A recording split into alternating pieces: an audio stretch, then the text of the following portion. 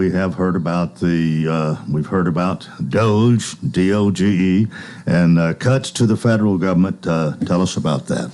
Sure. So, we all know these cuts have been happening and that more are coming. I can tell you specifically how they've impacted our agency. So one of the first cuts that came was to COVID-related money.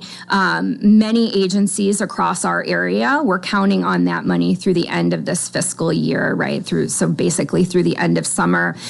We got an email at 5 o'clock on a Friday that money was terminated effective the following Monday. That meant losing staff and that meant losing programs. That program for us was our outreach program. That program touched almost 7,000 people in Tennessee last year. And so those are people who will no longer be able to get services through us.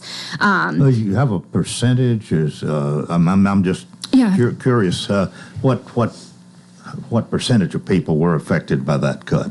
Percentage, but our agency or? Yeah, right. So that percentage of our agency is about 25% of the folks we were serving. Right. So maybe a fourth is you had a cut of 25%, maybe a fourth here. Correct. just like that. Correct. Okay. Correct. All right.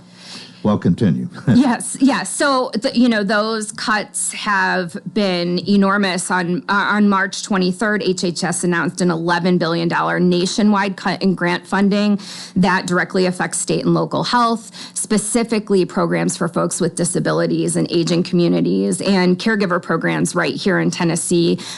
We heard just this last weekend of cuts to AmeriCorps. So we have an AmeriCorps senior program. AmeriCorps provides stipends to volunteers. These are low-income volunteers getting a stipend. Our program is specifically AmeriCorps Senior, so these are older adults relying on this money, and then the people that they're serving. And so that program is being cut. That is another staff member who will now be unemployed. That is a large percentage of our budget. That is hundreds of people who will no longer be able to get services.